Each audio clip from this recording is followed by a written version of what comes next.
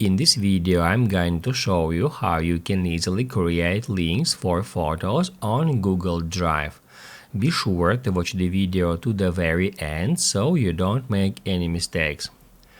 Let's get started, guys, and first off we can open up Chrome web browser where we are signed into our Google account. Then just click right here at this icon next to your avatar. And then head over to Drive, or you can just enter drive.google.com at the address bar. That's how we can easily get to our Drive. And then let's say I want to filter all the content by photos and images.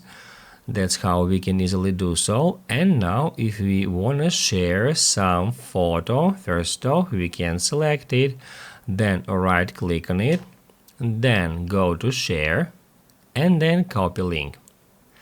At the bottom left corner it says now that link copied. However, now if we share that link with someone, they won't be able to get access to it because now just we can view files by following that link. To change it, I'm gonna hit copy link again, and then to change it we need to click at manage access. As you can see, now the access set to restricted, so only people with access can open with that link. And then to change it, we can click right here at restricted and change it to anyone with the link. After that, if we click at copy link, we can then share it with any user, and then we'll be able to view that link. Now, current status of a user who are getting access to that link is viewer. However, we can also switch it to commenter or even editor.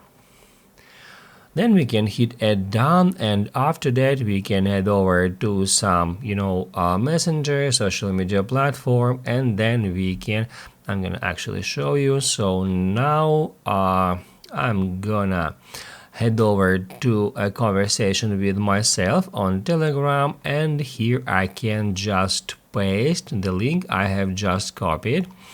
And then any user can follow that link to open up the image. In the same way, we can share several images at once. We need just to select several images. First, to do that, we need to hold Ctrl button. That allows us to select several images one by one.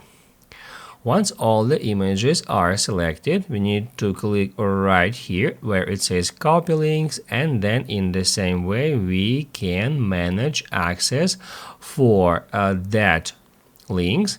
We can click at mixed audiences, switch it to anyone with the link, and then also we can edit permissions for each image individually.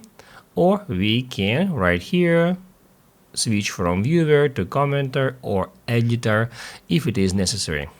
Once it is done, click at copy links and then hit done. After that, we can share this link in the same way. Basically, guys, that's it. So if this video was helpful for you, don't forget to hit the like button.